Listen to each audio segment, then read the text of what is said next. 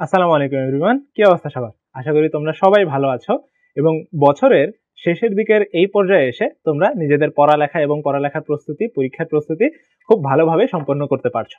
তোমরা নিশ্চয়ই জানো যে বোর্ড থেকে তোমাদের জন্য বার্ষিক পরীক্ষার মূল্যায়নের একটা নির্দেশিকা প্রদান করা হয়েছে এবং সেই নির্দেশিকার উপর ভিত্তি করে কিন্তু তোমাদের স্কুলগুলোতে বার্ষিক পরীক্ষা অনুষ্ঠিত হবে।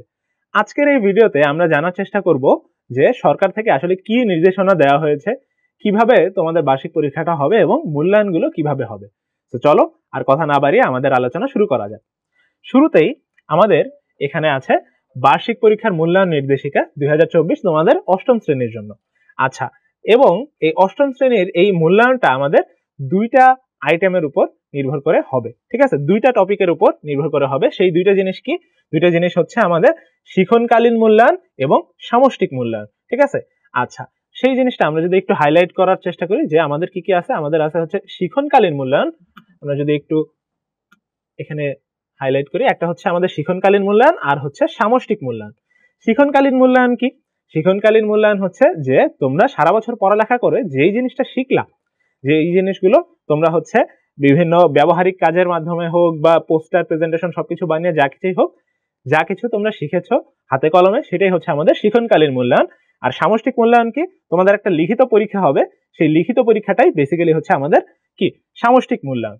এবং শিক্ষণকালীন মূল্যায়নে আমাদের মোট থাকবে কত? মোট থাকবে হচ্ছে 30 নম্বর।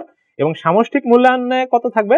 সামষ্টিক মূল্যায়নটা আমাদের 100 নম্বরের একটা লিখিত পরীক্ষা হবে, কিন্তু সেটাকে 70-এ কনভার্ট করা হবে। ঠিক আছে, 100 নম্বরের পরীক্ষা হবে, 70-এ কনভার্ট করবে। এই 70 আর এই 30, এই দুটো মার্ক মিলে মোট 100 নম্বরের আমাদের মূল্যায়নটা হবে। এটাই হচ্ছে আমাদের বার্ষিক পরীক্ষা।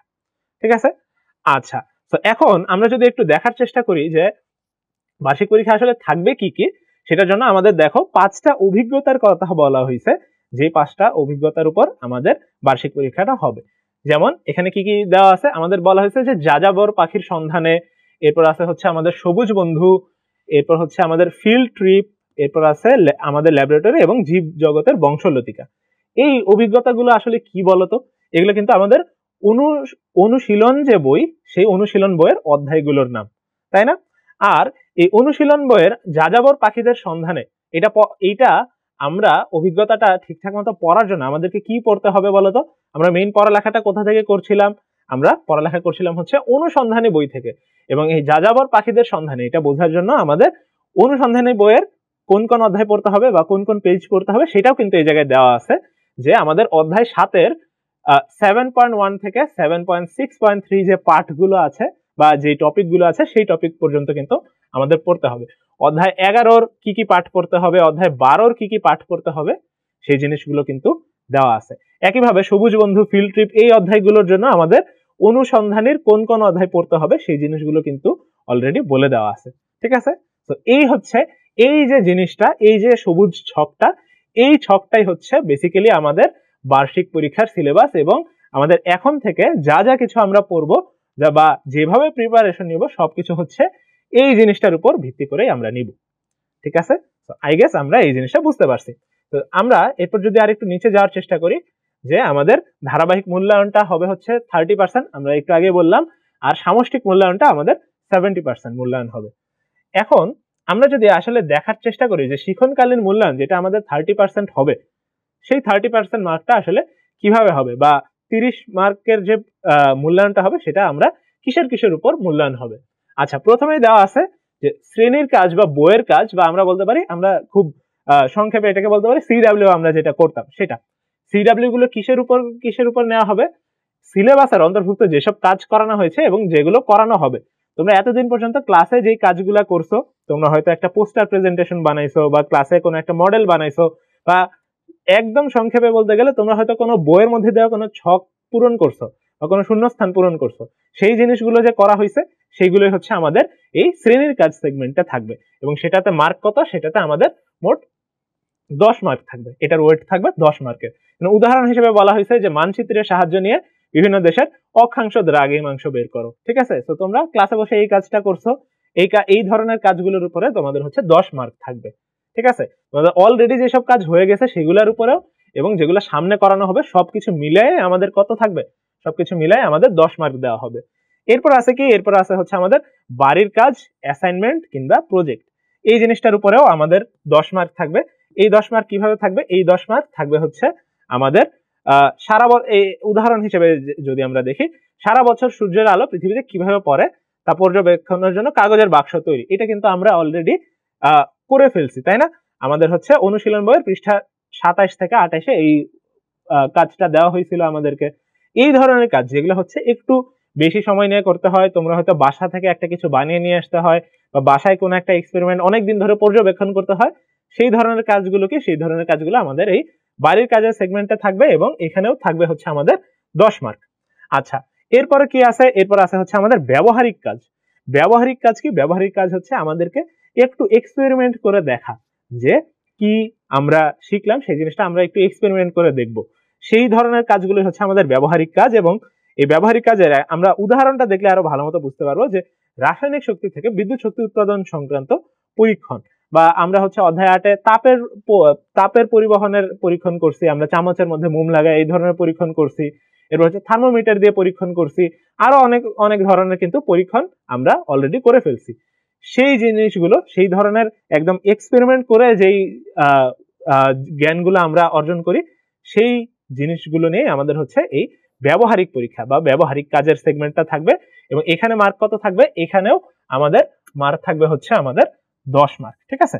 আচ্ছা, তো আমরা এই ব্যবহারিক কাজটা আই গেস আমরা বুঝতে পারছি। সো এই 30 মার্কই থাকবে, 10 10 10। এই 30 মার্কে থাকবে হচ্ছে আমাদের কিসের জন্য? শিক্ষণকালীন মূল্যায়নের জন্য। ঠিক আছে? তো এরপর আমরা যদি অন্য আরেকটা সেগমেন্টে যাই, যে আমাদের সামষ্টিক মূল্যায়নটা কিভাবে হবে সেটা যদি আমরা দেখার চেষ্টা করি, সেটা হচ্ছে আমাদের এই ছকের মধ্যে দেওয়া আছে। এবং সামষ্টিক মূল্যায়নে আমরা জানি যে আমাদের 100 নম্বরের পরীক্ষা হবে। ঠিক আছে? পরবর্তীতে এটাকে 70-তে কনভার্ট করবে, ঠিক আছে, কিন্তু পরীক্ষা কিন্তু 100 নম্বরেরই হবে। এবং সেখানে কি কি থাকবে? সেখানে আমাদের নৈর্ব্যক্তিক প্রশ্ন থাকবে দুইটা টাইপের। কি কি টাইপের? একটা হচ্ছে বহু নির্বাচনী প্রশ্ন, বা আমরা যেটাকে এমসিকিউ হিসেবে জানি সেটা, আর হচ্ছে এক কথায় উত্তর। একটা প্রশ্ন থাকবে, প্রশ্নের আমরা একটা কথাই উত্তর দিয়ে ফেলবো। সবগুলোতেই হচ্ছে 1 মার্ক করে, এবং এখানে 15 আর 10 মিলে টোটাল 25 মার্ক থাকবে। এরপর থাকবে হচ্ছে সংক্ষিপ্ত প্রশ্নের উত্তর 10টা, এবং প্রত্যেকটার মার্ক হচ্ছে 2 মার্ক করে। তো আমরা বলতে পারি যে এটা আমাদের এক কথার থেকে একটু বড় উত্তর আমাদেরকে দিতে হবে। এটাই হচ্ছে আমাদের সংক্ষিপ্ত প্রশ্ন, এখানে টোটাল 20 মার্ক থাকবে। এরপর হচ্ছে রচনামূলক প্রশ্ন, কিন্তু দৃশ্যপট বিহীন। আমাদের কোনো দৃশ্যপট থাকবে না, কোনো ঘটনা থাকবে না। মানে হচ্ছে আমাদেরকে একটু বর্ণনামূলক, একটু বড় উত্তরওয়ালা প্রশ্ন আমাদেরকে করা হবে, যেখানে আমাদের মার্ক কত থাকবে? প্রত্যেকটা মার্ক থাকবে হচ্ছে 5 করে, 3টা প্রশ্নের আনসার দিতে হবে। তো টোটাল 15 মার্ক থাকবে এইখানে। এবং এখানে আমাদেরকে একটু বড় আকারের উত্তরগুলো লিখতে হবে, একটু ওই প্রশ্নটা ওইরকম ভাবেই থাকবে যাতে আমরা একটু বড় করে আনসারটা লিখতে পারি। এরপর যেটা থাকবে সেটা হচ্ছে আমাদের দৃশ্যপট নির্ভর রচনামূলক প্রশ্ন। এইটা কি? এটা হচ্ছে আমাদেরকে একটা ঘটনা দিয়ে দেওয়া হবে, যে এরকম একটা ঘটনা ঘটছে, এই ঘটনার উপর ভিত্তি করে তুমি এই কয়েকটা প্রশ্নের উত্তর দাও। এই ধরনের প্রশ্ন থাকবে। আমরা নমুনা প্রশ্ন দেখব, স্যাম্পল হিসেবে দেখব যে কি টাইপের প্রশ্ন আছে। সেই প্রশ্নে দেখো প্রত্যেকটাতে কত? প্রত্যেকটাতে আমাদের 8 মার্ক করে থাকবে, এবং টোটাল 40 মার্ক থাকবে এই জায়গায়, এই দৃশ্যপট নির্ভর রচনামূলক প্রশ্নে। ঠিক আছে? তো টোটাল আমাদের 8টা প্রশ্নের উত্তর এইভাবে দিতে হবে। তো এই ছিল হচ্ছে এই যে সেগমেন্ট গুলো, নৈবেদিক, সংক্ষিপ্ত, রচনামূলকেরও 2টা পার্ট আছে। এই প্রশ্নগুলো মিলে আমাদের টোটাল 100 মার্কের পরীক্ষাটা হবে। এইটাই হচ্ছে আমাদেরকে স্কুলে দিতে হবে, আমাদের পরীক্ষা হিসেবে দিতে হবে। এরপর কি? এরপর এখান থেকে টিচাররা তোমাদের এটাকে 70 মার্কসে কনভার্ট করে টোটাল একটা নাম্বার দিবে। বাট এইটাই হচ্ছে আমাদের মূলত পরীক্ষার যে স্টাইল বা পরীক্ষার ধরন বা মার্কস ডিস্ট্রিবিউশন আমরা বলতে পারি। ঠিক আছে? আই গেস আমরা এই জিনিসটা বুঝে ফেলছি। আচ্ছা, এরপর যদি আমরা একটু সামনের দিকে যাই, যে আমাদের এখানে দেখো কি বলা আছে, এইটা হচ্ছে আমাদের নমুনা প্রশ্ন বা স্যাম্পল প্রশ্ন। এটা হচ্ছে বোর্ড থেকে দেওয়া হয়েছে যে এই টাইপের প্রশ্নগুলো তোমাদেরকে দেওয়া হবে। আমরা এটা দেখলেই বুঝে ফেলবো যে আসলে কি কি টাইপের প্রশ্ন আমাদের আসবে, কি কি টাইপের প্রশ্ন আমাদেরকে ফেস করতে হবে। তো আমরা শুরুতেই বহু নির্বাচনের প্রশ্ন, আমরা তো জানি এমসিকিউ কেমন হয়। একটা প্রশ্ন থাকে, প্রশ্নের হচ্ছে 4টা অপশন থাকে। সো এই হচ্ছে আমাদের কি বলা যায়, এই হচ্ছে আমাদের এমসিকিউ প্রশ্ন। এই রকম থাকবে হচ্ছে আমাদের 15টা প্রশ্ন, যেমন কোনটি দ্বিবীজপত্রী উদ্ভিদ, 4টা অপশন আছে, যে কোনো একটা লিখলেই সঠিক উত্তর। এরকম 15টা প্রশ্নের পরে আমাদের কি থাকবে? এক কথায় উত্তর। যেমন ধাতুর সাথে অ্যাসিডের বিক্রিয়ায় কোন গ্যাস উৎপন্ন হয়? আমরা জানি হাইড্রোজেন গ্যাস উৎপন্ন হয়। শুধুমাত্র হাইড্রোজেন গ্যাস যদি আমরা আনসার বলে দেই, সেটাই হচ্ছে আমাদের উত্তর। সো এক কথায় উত্তর লিখলেই হয়ে যাচ্ছে। এইরকম আমাদের কয়টা থাকবে, এরকম আমাদের টোটাল কত 10টা প্রশ্ন থাকবে, 10টারই আনসার দিতে হবে। এটাই হচ্ছে আমাদের এক কথায় উত্তর ওয়ের প্রশ্নগুলো। ঠিক আছে? আচ্ছা, এরপর যদি আমরা সামনের দিকে যাই, এরপর আছে হচ্ছে আমাদের সংক্ষিপ্ত প্রশ্ন, যেটা হচ্ছে আমাদের 2 মার্কের। তো এখান থেকে আমাদের কয়টা, আমাদের হচ্ছে প্রত্যেকটা প্রশ্নের মান 2, 10টা প্রশ্ন থাকবে। ঠিক আছে? তো এখানে দেখো বলা হচ্ছে যে সমদ্রুতিতে বৃত্তাকার পথে ঘূর্ণায়মান কোন বস্তুর ত্বরণ ব্যাখ্যা করো। তো আমরা এটা জানি যে এখানে কি ধরনের ত্বরণ থাকে, কেন্দ্রমুখী ত্বরণ নামে একটা ত্বরণ থাকে। তো কেন্দ্রমুখী ত্বরণটা আসলে কি, এই বিষয়ের উপর আমাদের কয়েকটা সেন্টেন্স, এক কথায় আর তো আর লেখা যাবে না, যেহেতু ব্যাখ্যা করতে বলছে, আমরা কয়েকটা সেন্টেন্সে এটা লিখলেই হয়ে যাবে। তো এইরকম ভাবে বাকি যে প্রশ্নগুলো আছে, বাকি প্রশ্নগুলোরও আনসার করতে হবে, যে এক কথায় লিখবো না, তার থেকে একটু বড় করে লিখবো আর কি, তাহলে আমাদের হয়ে যাবে 2 মার্কের প্রশ্ন আমরা যেভাবে লিখি নরমালি। তো এই হচ্ছে আমাদের কি, এই হচ্ছে আমাদের সংক্ষিপ্ত প্রশ্নের উত্তর। আর তোমরা যেহেতু অষ্টম শ্রেণী, তোমরা কিন্তু এর আগের ক্লাসগুলোতে কিন্তু অলরেডি মানে সৃজনশীল যদি তোমরা ফেস করে থাকো, তাহলে কিন্তু এই জিনিসগুলো সম্পর্কে তোমাদের আইডিয়া অলরেডি আছে, যে একদম সংক্ষিপ্ত প্রশ্নের উত্তর কিভাবে লিখতে হয় বা 2 মার্কের প্রশ্নের উত্তর কিভাবে লিখতে হয়। আচ্ছা, এর পরের সেগমেন্টে আমরা যদি যাই, এটা হচ্ছে দৃশ্যপটবিহীন, কোনো দৃশ্যপট নেই, তোমাদেরকে সরাসরি একটা প্রশ্ন করা হবে, তোমরা বর্ণনামূলক ভাবে সেটার আনসার লিখবে। সেরকম প্রশ্ন কি আছে, যে মাইটোসিস কোষ বিভাজনের বিভিন্ন ধাপ একটি চিত্রের মাধ্যমে প্রকাশ করো। তো আমরা জানি মাইটোসিস কোষ বিভাজন কিভাবে হয়, একটা থেকে দুইটা, দুইটা থেকে চারটা। তো সেই জিনিসগুলো আমাদের কিভাবে হয় সেটা হচ্ছে আমাদের ছবি এঁকে এঁকে একটু দেখাইতে হবে। তো ছবি আঁকা তোমাদের কিন্তু অলরেডি তোমরা শিখে গেছো, সেই জিনিসটা আমরা জাস্ট এখানে লিখলেই হয়ে যাবে। তো এই হচ্ছে আমাদের দৃশ্যপটবিহীন রচনামূলক প্রশ্ন আসলে কি আকারের হয়। আমরা যদি ছবি আঁকা বাদে একটা লিখিত প্রশ্নের ইয়েতেও যাই, যে সময়বিহীন গতির সমীকরণ প্রতিপাদন করো। তো এই সময়বিহীন কোন সূত্র আছে, v square equals to u square plus 2as, এটার প্রুফও তোমরা জানো। তো সেটা কিভাবে লিখতে হয় সেটাই হচ্ছে আমরা এখানে লিখে দিলেই হয়ে যাবে। এই টাইপের প্রশ্ন হচ্ছে আমাদের এই দৃশ্যপটবিহীন প্রশ্ন থাকবে। এরপর কি আছে, এরপর আছে দৃশ্যপট নির্ভর। দৃশ্যপটের উপর ভিত্তি করে তোমাদেরকে প্রশ্নের আনসার করতে হবে। সেরকম কি আছে, তোমরা অষ্টম শ্রেণীর 4 বন্ধু মিলে ঠিক করলে বিদ্যালয়ের টবে একটি মরিচ গাছ রোপণ করবে। গাছ রোপণ ও পরিচর্যা করার জন্য বন্ধুদের দায়িত্ব বন্টন সহ একটি পরিকল্পনা প্রণয়ন করো। কোনো বন্ধুর দায়িত্ব পালনে অবহেলা করলে যেসব সমস্যা হতে পারে তা বুঝিয়ে লেখো। তো তোমাদেরকে কিন্তু এখানে বেসিক্যালি কি চাওয়া হয়েছে, বেসিক্যালি চাওয়া হয়েছে যে একটা দলগত কাজ কিভাবে করা লাগে বা একটা বৃক্ষরোপণ কর্মসূচি কিভাবে করা লাগে। তো সেইটার আমাদের কি কি সমস্যা হইতে পারে সেই জিনিসগুলো তোমাদেরকে লিখতে হবে, কিন্তু জাস্ট এখানে একটা কি ঘটনা দিয়ে দেওয়া হয়েছে, এটাই জাস্ট। বাকি জিনিসপাতি কিন্তু তোমরা জানো, তোমরা পড়ছো, সেই অনুযায়ী আমরা লিখে ফেলবো। ঠিক আছে?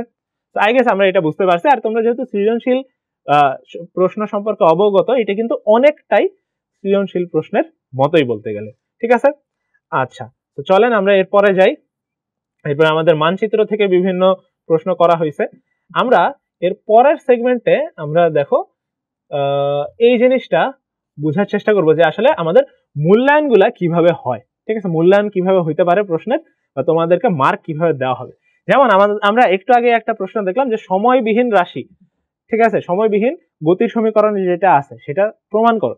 সেটা প্রমাণ করতে গিয়ে তুমি যদি সূত্রের মধ্যে কোনটা কি, ভি এর পরিচিতি কি আর ইউ এর পরিচিতি কি, এগুলো যদি ঠিকঠাক মতো লিখো, তাহলে তুমি 1 মার্ক পেয়ে যাচ্ছ। আর এরপর যদি সবকিছু পরিচিতি সহ তুমি সূত্রটাও লিখে ফেলতে পারো, তাহলে আরো 2 মার্ক। এরপর তুমি যদি গতির সমীকরণ দুইটা যদি লিখতে পারো, তাহলে আরো 3 মার্ক। এবং গতি সংক্রান্ত রাশির পরিচিতি সহ দুইটা রাশি লেখা এবং প্রথম সমীকরণকে বর্গ করলে একটাকে স্কোয়ার করে দেওয়া যায়, আরেকটা পাওয়া যায়, এটা আমরা প্রুফ করার সময় দেখছি। সো তুমি যদি স্কোয়ার করো তাহলে 4 মার্ক পেয়ে যাচ্ছ। আর যে সূত্র দুইটা আছে, সূত্রটার আমাদের রাশির পরিচিতি লেখা, যে কোনটা কি, এবং প্রথম সমীকরণকে বর্গ করে দ্বিতীয় সমীকরণের মান যদি তুমি বসাও, তাহলে আরো 5 মার্ক পেয়ে যাচ্ছ। এটা বেসিক্যালি হচ্ছে কি, এটা বেসিক্যালি হচ্ছে টিচাররা ফলো করবে যে কিভাবে মূল্যায়ন করবে সেটা।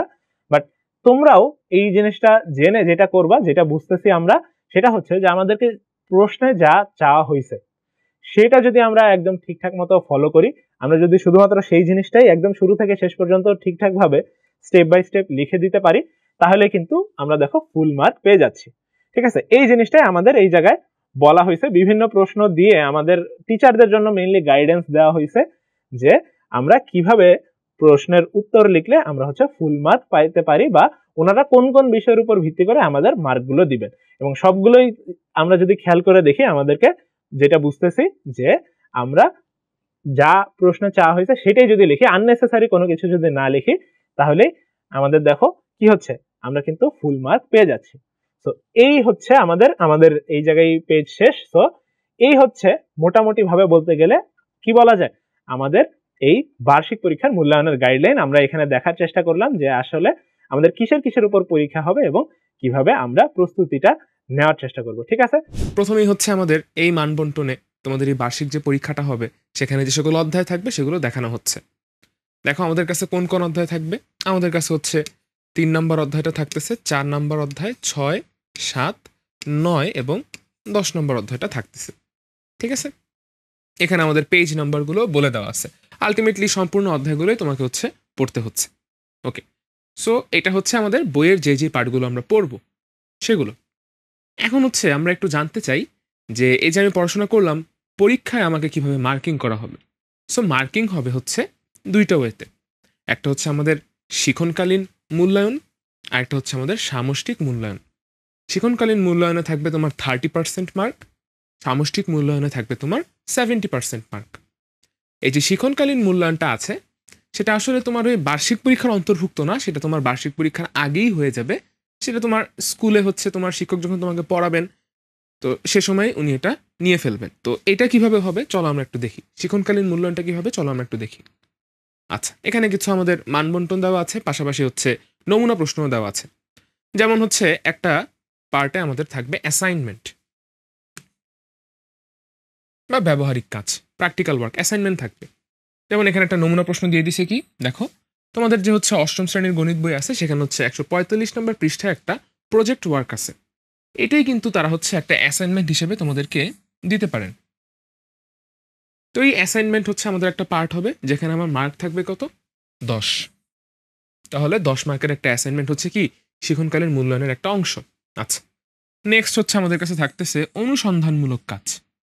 অনুসন্ধানমূলক কাজ মানে এই কাজটা হচ্ছে অ্যাকচুয়ালি তোমাকে হাতে কলমে করতে হবে, তাই না ভাইয়া? দেখো আমাদের এই ক্লাস 8-এ তোমাদের একদম যে প্রথম চ্যাপ্টারটা ছিল অনুসন্ধান ভিত্তিক, সবাই আমরা পড়াশোনা করেছি, চ্যাপ্টারটা অনেক মজার ছিল না? তো ওই চ্যাপ্টারে আমরা দেখছিলাম কি যে হচ্ছে কোনো কিছু সম্পর্কে জানতে হলে আমাদের একটু অনুসন্ধান করা দরকার। তো সেই জিনিসটাই আমাদের এইখানে আছে। এই যে দেখো এখানে একটা নমুনা প্রশ্ন দেওয়া আছে যে তোমাকে হচ্ছে একটা বৃত্ত আঁকতে বলছে নির্দিষ্ট একটা ব্যাসার্ধ নিয়ে, দেন হচ্ছে সেই বৃত্তের একটা অ্যাঙ্গেল মাপতে বলা হচ্ছে, এবং এই অ্যাঙ্গেলটা হচ্ছে পরিমাপ করে তোমাকে হচ্ছে এই ফলাফলের ভিত্তিতে একটা সিদ্ধান্ত নিতে বলতেছে। মানে একদম প্র্যাকটিক্যাল ওয়ার্ক। থিওরিটিক্যাল জিনিসপত্র তো আমরা বই থেকে পড়ছি, বাট এসে আমরা প্র্যাকটিক্যালি করে দেখতেছি যে জিনিসটা আসলে মিলতেছে কিনা, আমরা থিওরিটিক্যালি যা পড়তেছি সেটা আসলে বাস্তব জীবনে হয় কিনা। তো এটা হচ্ছে আমাদের অনুসন্ধানমূলক কাজ। এখানেও তোমাদের জন্য থাকবে 10 নম্বর। আর একদম শেষে আসতেছে আমাদের শ্রেণীর কাজ।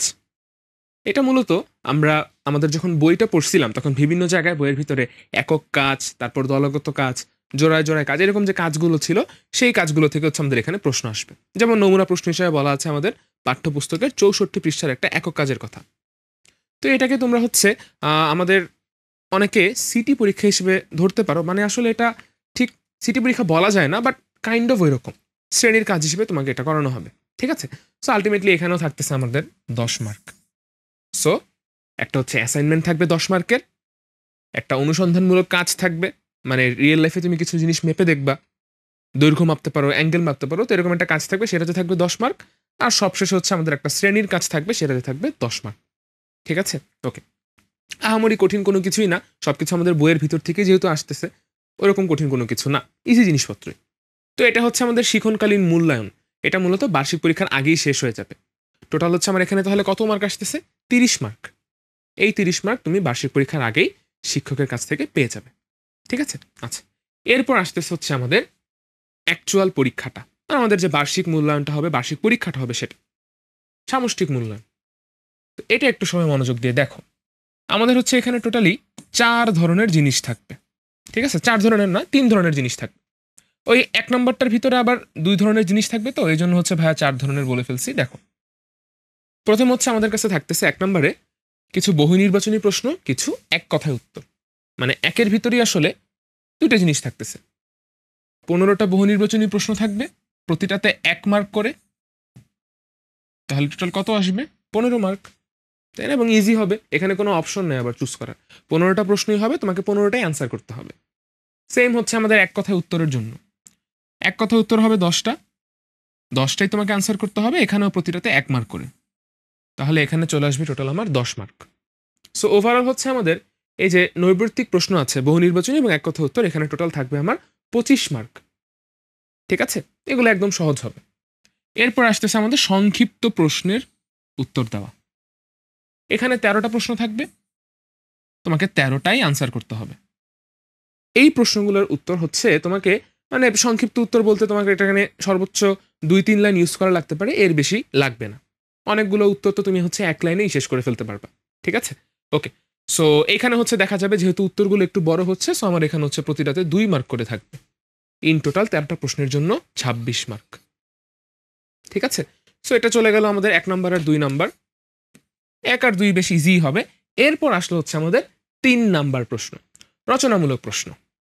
দেখো, রচনামূলক প্রশ্নের নিচে একটা কথা লেখা আছে, দৃশ্যপট নির্ভর। এই কথাটার মানে কি ভাইয়া?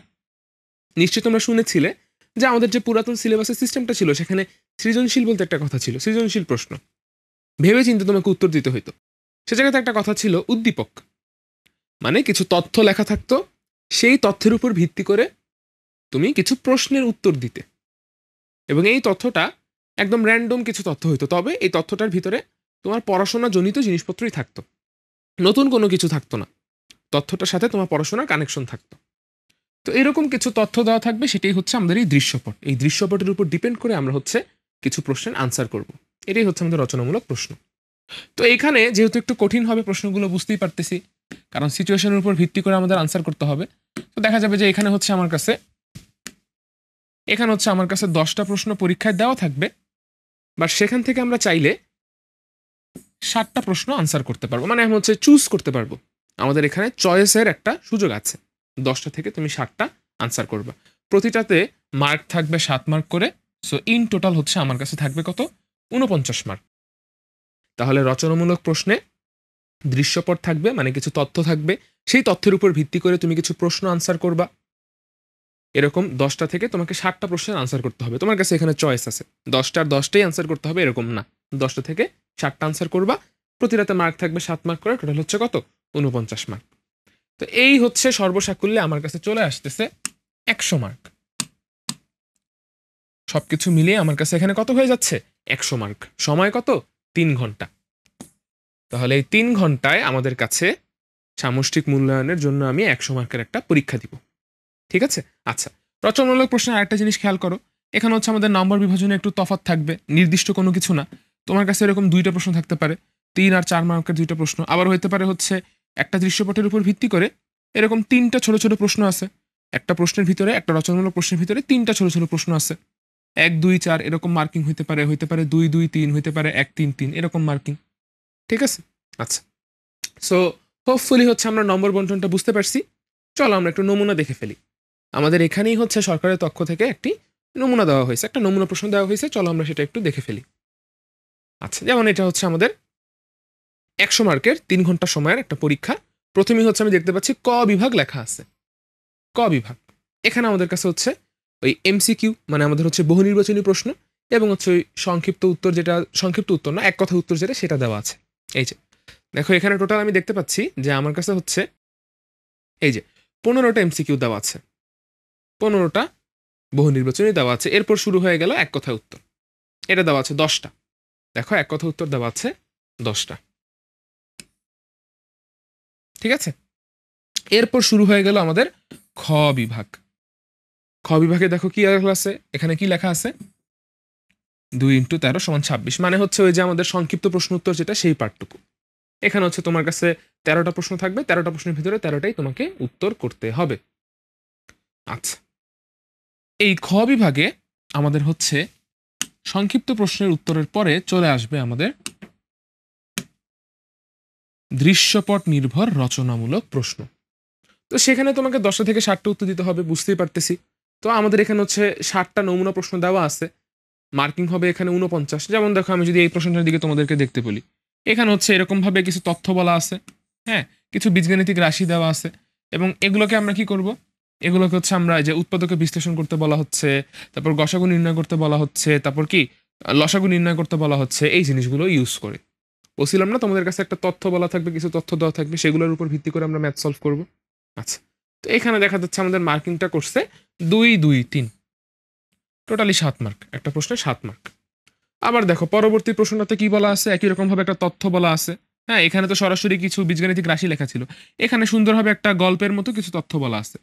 মিতা নামক একজনের একটা ঘটনা লেখা আছে, সে বিনিয়োগ করছিল সে সংক্রান্ত কিছু কথাবার্তা। তার উপর ভিত্তি করে আমরা হচ্ছে 2টা প্রশ্নের আনসার করব। একটাই থাকবে হচ্ছে আমাদের 3 মার্ক, একটাই থাকবে আমাদের 4 মার্ক। ঠিক আছে, তো ওভারঅল তুমি যদি হচ্ছে এই উদ্দীপকটা বুঝতে পারো, তুমি কিন্তু খুবই ইজিলি এই জিনিসগুলো আনসার করতে পারবা। ঠিক আছে, আচ্ছা, তো এরকম ভাবে বিভিন্ন রকম প্রশ্ন হইতে পারে, বিভিন্ন রকম মার্কের বন্টন হইতে পারে প্রতিটা রচনামূলক প্রশ্নেতেই। ওভারঅল হচ্ছে এইভাবেই হচ্ছে আমাদের মূল্যায়নটা হবে, বার্ষিক মূল্যায়নটা। সো হোপফুলি বুঝতে পারছো, আমাদের সমষ্টিক মূল্যায়নে থাকবে তাহলে 70%, আর আমাদের শিক্ষণকালীন মূল্যায়নে থাকবে 30%। এখানে আমাদের একটা কনফিউশন হয় যে ভাইয়া পরীক্ষা তো দিচ্ছি আমি 100 মার্কের সামষ্টিক মূল্যায়নের জন্য, বা সেটাকে 70%-এ কীভাবে কনভার্ট করবে? অসুবিধা নেই, তুমি 100-তে যত পাবা সেটাকে হচ্ছে ওই ঐকিক নিয়ম অনুসরণ করে 70-এ কনভার্ট করে ফেলবে, তাহলেই হয়ে যাচ্ছে। আর পরীক্ষাটা তোমাদের 100 মার্কই হবে এবং 3 ঘন্টা সময়ের জন্য হবে। তোমাদের ইংলিশ সাবজেক্টে কিভাবে অ্যানুয়াল এক্সামিনেশন হবে এবং কিভাবে তোমাদেরকে মূল্যায়ন করা হবে, তো সেটার বিষয়ে ওভারঅল এনসিটিভি আমাদেরকে যে পিডিএফটা দিয়েছে সেটা আমি একটু ব্রেকডাউন করবো তোমাদের সামনে।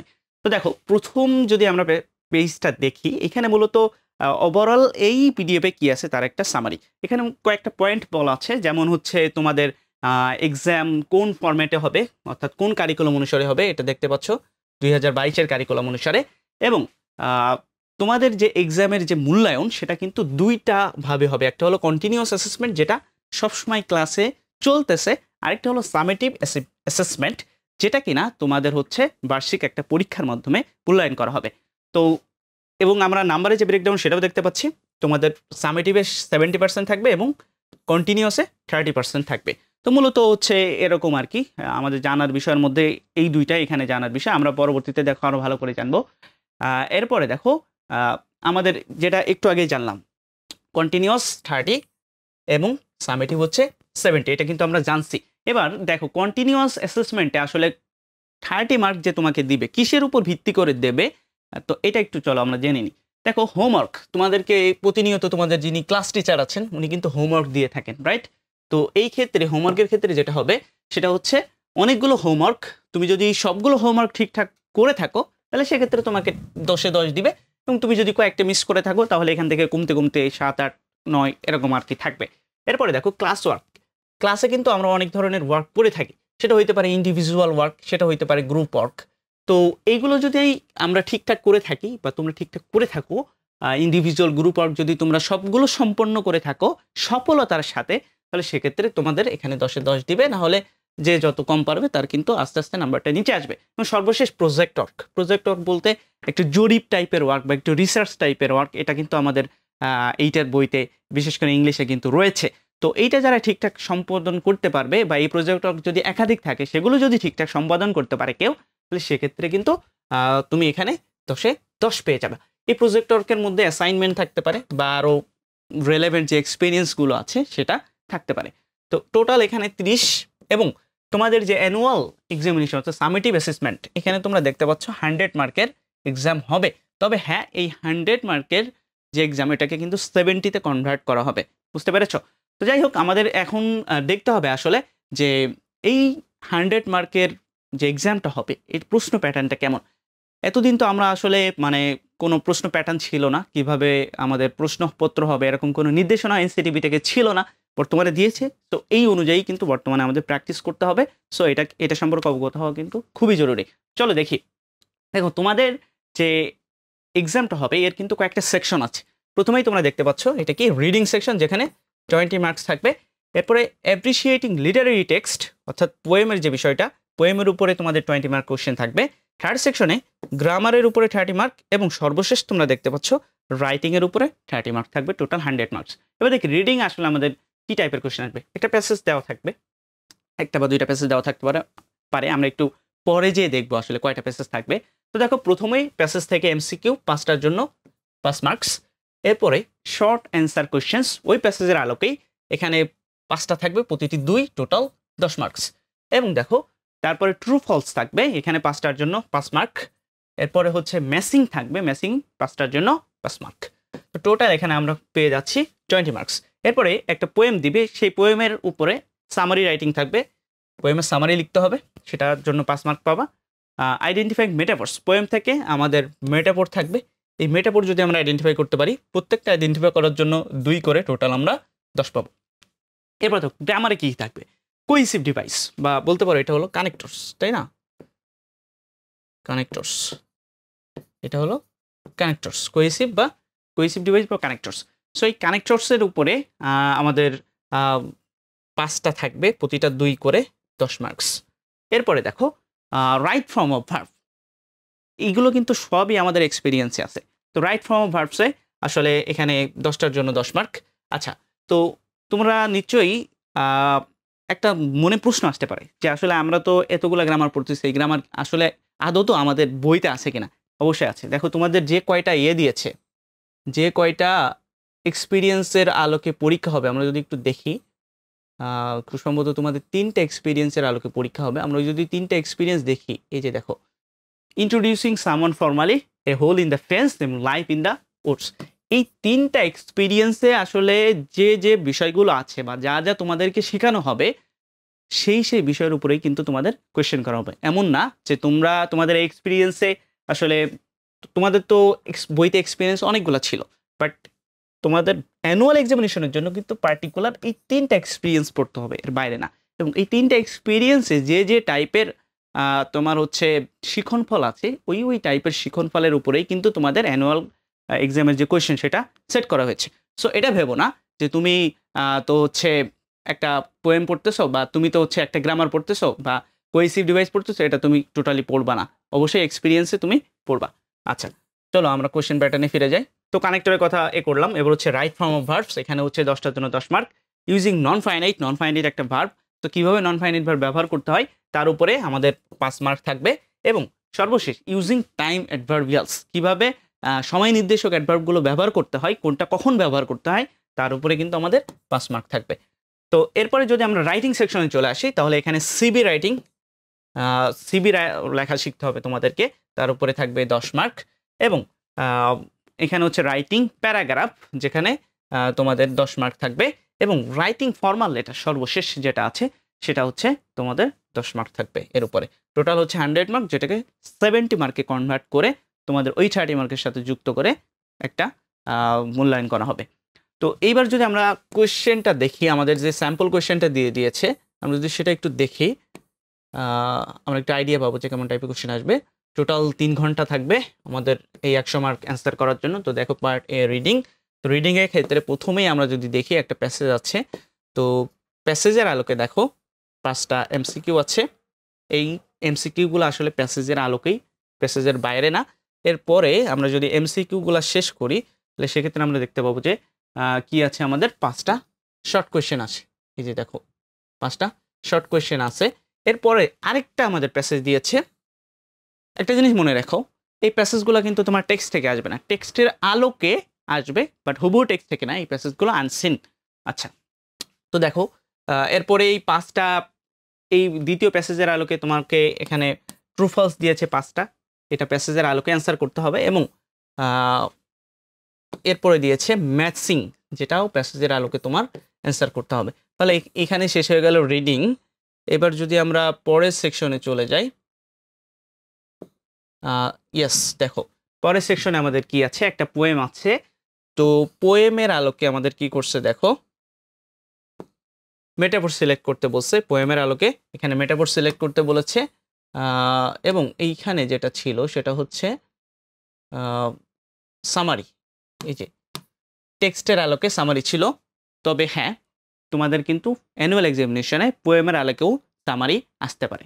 ওকে, এরপরে দেখো কি আছে, গ্রামার সেকশনে 30 মার্কস। গ্রামার কেমনভাবে আসবে আমরা একটু দেখে নিই। প্রথমে একটা প্যাসেজ দিয়েছে এবং এই প্যাসেজ থেকে 5 কোহেসিভ ডিভাইস তোমাকে আইডেন্টিফাই করতে হবে and analyse the purpose of using them in the sentence. এবং ওই কোহেসিভ ডিভাইস আইডেন্টিফাই করার পরে তোমার ওইটাকে হচ্ছে অ্যানালাইজ করতে হবে এবং কেন সেন্টেন্সে ব্যবহার করা হয় সেটা কিন্তু তোমাকে বের করতে হবে আর কি, মানে তাদের যে ব্যবহার সেটা তোমাকে লিখতে হবে। তো দেখো কোহেসিভ ডিভাইস এখানে তুমি আইডেন্টিফাই করবে 5টা, এবং কেন এটা কি কম্পেয়ার করতে ব্যবহার করা হয় নাকি কন্ট্রাস্ট করতে ব্যবহার করা হয় সেটা কিন্তু তোমাকে লিখতে হবে। তো দেখো এরপরে যদি আমরা যাই, এরপরে হচ্ছে রাইট ফর্ম অফ ভার্বের জন্য তোমাদেরকে এরকম একটা প্যাসেজ দেওয়া হবে, প্যাসেজের মাঝে মধ্যে গ্যাপ দেওয়া হবে এবং গ্যাপে আসলে যে ওয়ার্ডটা হবে সেটা তোমার দেওয়া হবে, কিন্তু ওয়ার্ডটা কি প্রেজেন্ট টেন্সে হবে নাকি পাস্ট টেন্সে হবে নাকি হ্যাভ ব্যবহার করে হবে নাকি হচ্ছে অন্য কোনো ফরম্যাটে হবে সেটা কিন্তু তোমাকে এখানে আইডেন্টিফাই করতে হবে। এরপরে দেখো আমরা যদি দেখি এখানেও একটা তোমার প্যাসেজ মতো দিয়েছে, মাঝখানে গ্যাপ দিয়ে দিয়েছে।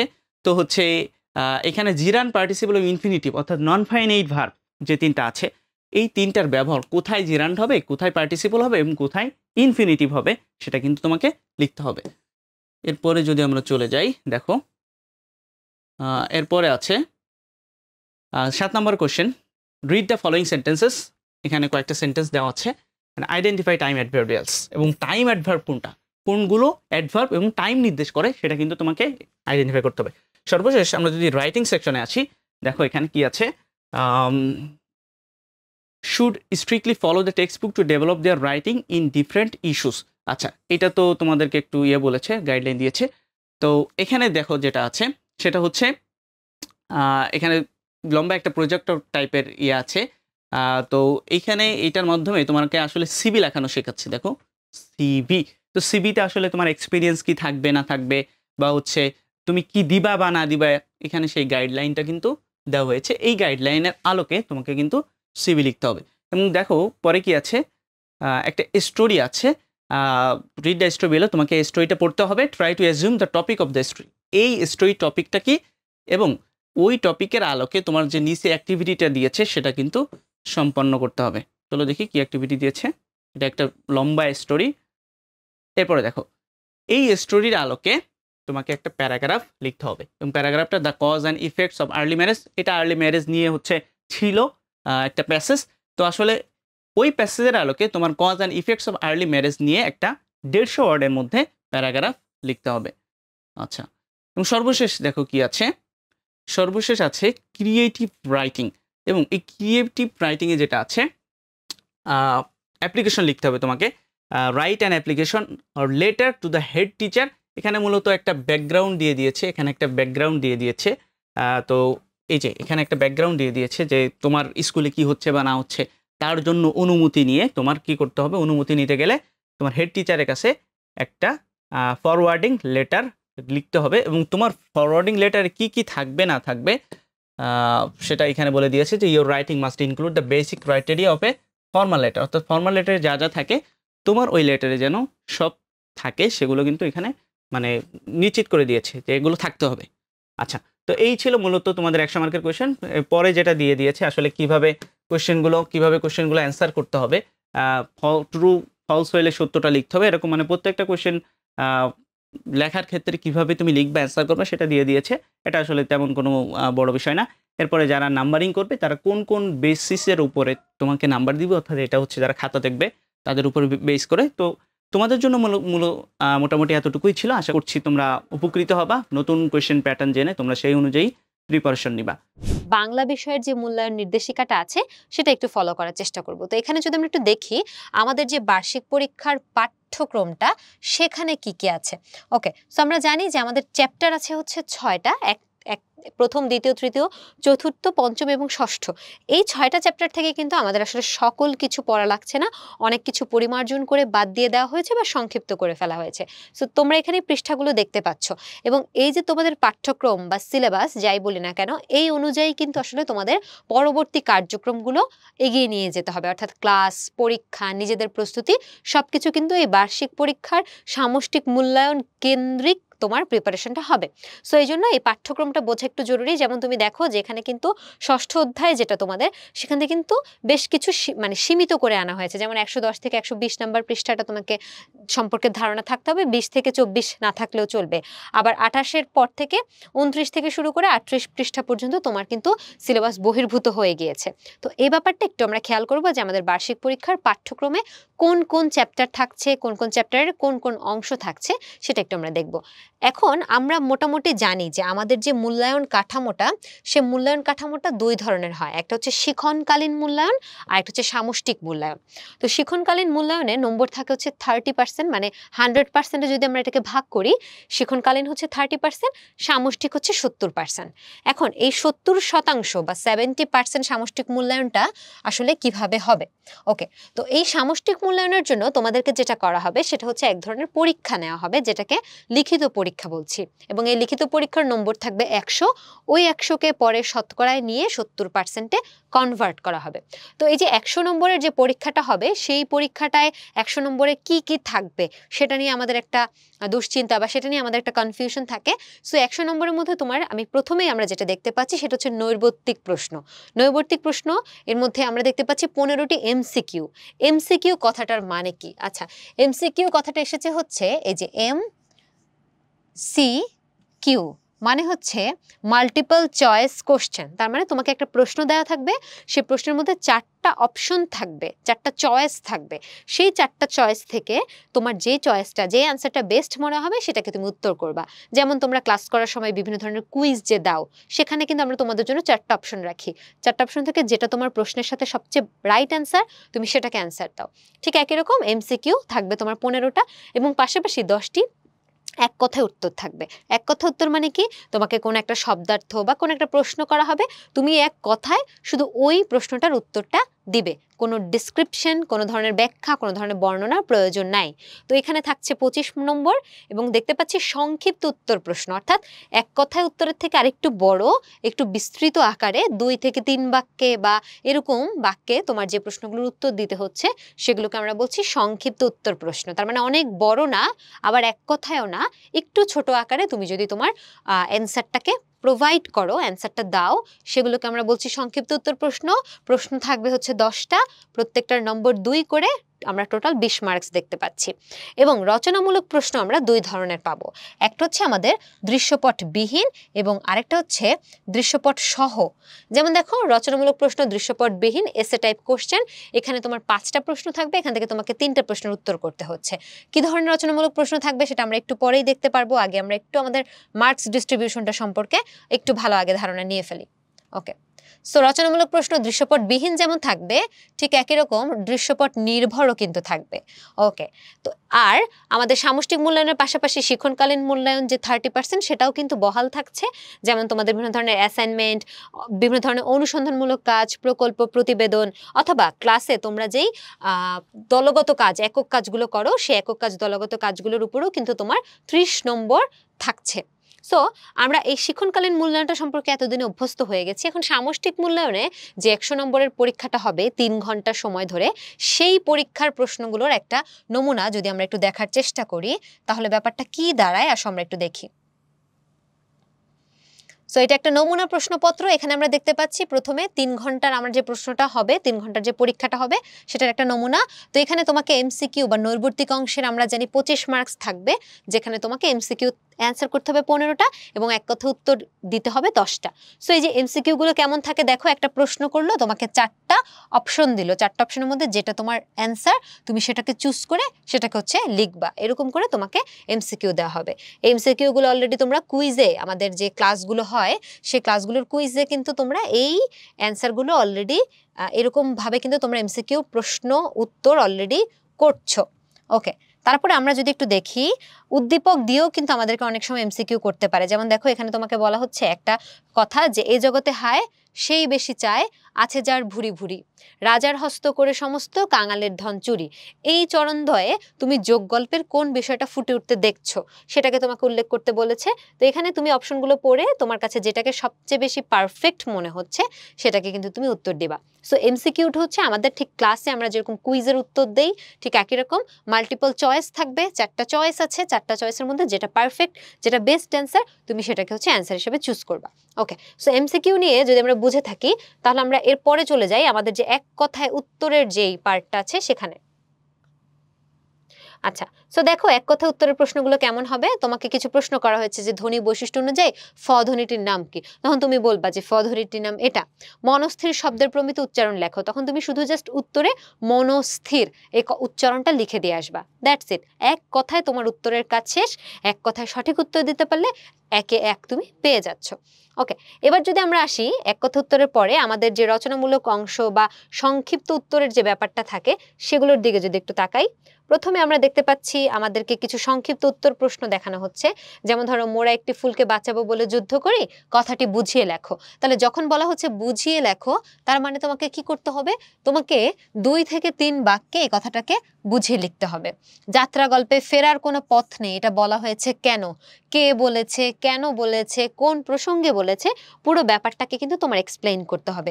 যেহেতু এখানে 1 নম্বর না, নম্বর হচ্ছে 2, তাই তুমি 2 থেকে 3 বাক্যে তোমার উত্তরটা একটু গুছিয়ে সুন্দর করে উল্লেখ করবে বা লিখবে। এই হচ্ছে আমাদের সংক্ষিপ্ত প্রশ্নগুলোর ধরন। ওকে, এরপর যদি আমরা একটু খেয়াল করি সংক্ষিপ্ত প্রশ্নের ধরনের পরে আমাদের যেটা আসে সেটা হচ্ছে রচনামূলক প্রশ্ন দৃশ্যপট বিহীন, অর্থাৎ তোমাকে কোনো দৃশ্যপট দেওয়া থাকবে না, কিন্তু তোমাকে কিছু প্রশ্ন করা হবে। যেমন তোমাকে কিছু শব্দ দিয়ে বলতে পারে এখান থেকে সমাসসাধিত শব্দ খুঁজে বের করে ব্যাস বাক্য লিখো। তো বিজয় পতাকা, এটা একটা ধরো সমাসসাধিত শব্দ, এখন তোমাকে এটার ব্যাস বাক্য নির্দেশ করতে হবে যে বিজয় নির্দেশক পতাকা। দ্যাটস ইট, এটার জন্য তুমি 5টা ব্যাস বাক্য, 5টা শব্দ থেকে 5টা ব্যাস বাক্য তৈরি করবা। এরকম করে তোমাকে এখানে কিছু শব্দদ্বিত্ব খুঁজে বের করা হয়েছে, বানান শুদ্ধ করে লিখতে বলা হয়েছে। এরকম বিভিন্নভাবে তোমাকে কোনো ধরনের দৃশ্যপট ছাড়া প্রশ্ন দিয়ে তোমাকে কি করতে পারে, প্রশ্ন করতে পারে। আর দৃশ্যপট নির্ভর প্রশ্নগুলো কেমন হবে সেটা যদি আমরা একটু দেখি, আমাদের দৃশ্যপট নির্ভর প্রশ্নগুলোর মধ্যে প্রথমে আমাদেরকে সত্যজিৎ রায়ের আঁকা একটা ছবি দেখানো হয়েছে। সো তারপর তোমাকে যেটা করা হচ্ছে, এই ছবিটা ভালোভাবে পর্যবেক্ষণ করে তোমার এই ছবিটার বিষয় বা ছবিটার যে চিত্রশিল্পী তার দৃষ্টিভঙ্গি তোমাকে বর্ণনা করতে বলেছে। অর্থাৎ একটা ছবি দেখে তুমি কি বুঝতে পারো, দর্শক হিসেবে ছবিটা দেখে তোমার প্রতিক্রিয়া কি, সেটা তোমাকে ব্যক্ত করতে হবে বিবরণমূলক লেখা লিখে। আমরা ক্লাসগুলো যখন করেছি তখন আমরা কিন্তু বিবরণমূলক লেখার বিভিন্ন বৈশিষ্ট্য পেয়েছি, বিবরণমূলক লেখার ক্ষেত্রে শিরোনাম পেয়েছি। এরকম বিবরণমূলক লেখার যে বৈশিষ্ট্যগুলো আমরা শিখেছি সেই বৈশিষ্ট্যগুলোর অনুসারে এই ছবিটাকে তোমার কি করতে হবে, এক্সপ্লেইন করতে হবে। তারপর ধরো তোমাকে আরেকটা আমরা এরকম দৃশ্যপট দিচ্ছি যেখানে আমরা দেখতে পাচ্ছি যে রমজান মাসে মানুষের ইফতার বিতরণ কার্যক্রম নিয়ে কথাবার্তা বলা হচ্ছে। সো আমরা দেখলাম যে ভিক্ষুদের ধর্মীয় গুরু অর্থাৎ যারা বৌদ্ধ তারাও কি করছে, এই মুসলমানদেরকে খাবার খাওয়াচ্ছে। তো এটা একটা চমৎকার বিষয়। এবং এই ঘটনাটা যখন তুমি পড়ছো, এই দৃশ্যপটটা যখন তুমি পড়ছো, তখন কিন্তু তোমার এই সাম্যবাদী কবিতার কথা মনে পড়ছে। সাম্যবাদী কবিতায় সকল ধর্ম শ্রেণী বর্ণকে এক করানোর চিন্তা ভাবনা প্রকাশিত হয়েছে। সো এখানে এই যে দেখো বিবিসি বাংলার খবরটিতে সাম্যবাদী কবিতার কোন ভাবের প্রতিফলন ঘটেছে সেটা তোমাকে ব্যাখ্যা করতে হবে। নাম্বার হচ্ছে 4। এবং এটার বিপরীত ভাব তোমার আশেপাশের মানুষের মধ্যে কিভাবে পরিলক্ষিত হয়, কিভাবে মানুষ নিজেদের শ্রেণী ধর্ম বর্ণ এদের মধ্যে বৈষম্য করে, নিজেরা নিজেদেরকে ভালো রাখতে চায়, অন্যরা কি হলো না হলো সেটাতে কারো কিছু আসে যায় না। এরকম বিভিন্নভাবে কিন্তু তুমি তোমার মতো করে তোমার আশেপাশের মানুষদের মধ্যে কি দেখো সেটাকে উল্লেখ করতে পারো। সেই যে তোমাকে একটা দৃশ্যপট দিল, দৃশ্যপটের উপর 2টো প্রশ্ন করলো, এটাকে বলা হয় দৃশ্যপট নির্ভর রচনা। এরকম তোমাদেরকে কি করতে পারে, দৃশ্যপট নির্ভর বিভিন্ন রচনা দেওয়া থাকতে পারে। দেখো এখানে আরেকটা দৃশ্যপট দেওয়া আছে, একটা কবিতা। এই কবিতাটার উপর নির্ভর করেও তোমাকে কি করা হচ্ছে, একটা প্রশ্ন করা হচ্ছে। যে আমরা দেখেছি তোমার যেখানে স্বাদ, এখানে লেখক যেরকম তার জন্মভূমির বা তার নিজের স্থানের একটা প্রেমে মগ্ন, ঠিক একই রকম কবিতায় আমরা দেখছি যে বাংলার প্রেমে বাংলার ভালোবাসায় মগ্ন একজন কবি। সো এই দুইটার মধ্যে তুমি কি সাদৃশ্য পাও, কি মিল পাও, সেটা তুমি ব্যাখ্যা করবে। এরকম কবিতার বৈশিষ্ট্য, এই যে দেখো কবিতাংশটির বৈশিষ্ট্য, তার মানে আমরা কিন্তু যখন কবিতার ক্লাস করেছি তখন কিন্তু আমরা কবিতার বৈশিষ্ট্য নির্ণয় করা শিখেছি, যে কবিতাটা তালে পড়া যায়, কবিতা হাতে তালি দিয়ে পড়া যাচ্ছে, কবিতার লাইনগুলোর মধ্যে কোনো মিল শব্দ আছে শেষের শব্দগুলোতে, কিংবা কবিতা পদ্য ভাষায় লেখা, এরকম কবিতার বেশ কিছু বৈশিষ্ট্য আমরা কিন্তু ক্লাসে আলোচনা করেছি। সো এই কবিতা থেকে তোমাকে কি করতে হবে, সে বৈশিষ্ট্যগুলোকে খুঁজে বের করে চিহ্নিত করতে হবে। এই হচ্ছে বিষয়। তো এরকম ভাবেই কিন্তু সাধারণত আমাদের এই দৃশ্যপট নির্ভর প্রশ্নগুলো থাকে। তো তোমরা যদি এইটুকু বুঝে থাকো তাহলে মোটামুটি আমরা কি করতে পারবো, এরকম বিভিন্ন ধরনের চিঠি দিয়েও তোমাদেরকে দৃশ্যপট নির্ভর প্রশ্ন করতে পারে, এবং তুমি যখন উত্তরপত্র মূল্যায়ন করবা তখন কি কি বিবেচনা করা হবে সেটাও বলা আছে, যে সবাই একই রকমের মান হবে না এটা আমরা জানি, কিন্তু তাও আমরা তোমাদের যে শব্দ চয়ন, বাক্যের গঠন এবং উপস্থাপন কৌশল সকল কিছুই কিন্তু আমরা মনে রাখবো। এবং দেখো এই যে তোমার যে নৈর্বর্তিক অভিক্ষাগুলো আছে, নৈর্বর্তিক প্রশ্নগুলো আছে, সেগুলোর উত্তরগুলো তুমি কিভাবে দিবে, এই যে এক কথায় তুমি উত্তর দিচ্ছ, তুমি একটা শব্দে উত্তর দিচ্ছ, সেগুলো কিন্তু তোমাদেরকে দেখানো হয়েছে। অর্থাৎ ওভারঅল আমরা এই জায়গাটা থেকে যে ধারণাটা পেলাম সেটা হচ্ছে আমাদের সামষ্টিক মূল্যায়নটা কিভাবে হবে, আমাদের যে বিভিন্ন টাইপের প্রশ্ন বলা হচ্ছে এই প্রশ্নগুলো আসলে কেমন, এগুলোর উত্তর আসলে কেমন হয় সেটার একটা ধারণা পেয়েছি। এবং তোমাদের পরবর্তী যে ক্লাস এবং ক্লাসের পরবর্তীতে তোমাদের যে পরীক্ষাগুলো সামনে হবে সেগুলো কিন্তু এই বার্ষিক সামষ্টিক মূল্যায়নের ভিত্তিতেই প্রশ্নগুলো করা হবে। তো আমাদের পক্ষ থেকে তোমাদের জন্য বার্ষিক পরীক্ষার সামষ্টিক মূল্যায়নের ব্রিফ এই পর্যন্তই। তোমাদের যদি কোনো প্রশ্ন থাকে তাহলে অবশ্যই আমাদেরকে জানাবে, আমরা সেই সম্পর্কে তোমাদেরকে তোমাদের যে কনফিউশনগুলো আছে সেগুলো ক্লিয়ার করে দেওয়ার সর্বোচ্চ চেষ্টা করব। ধন্যবাদ সবাইকে।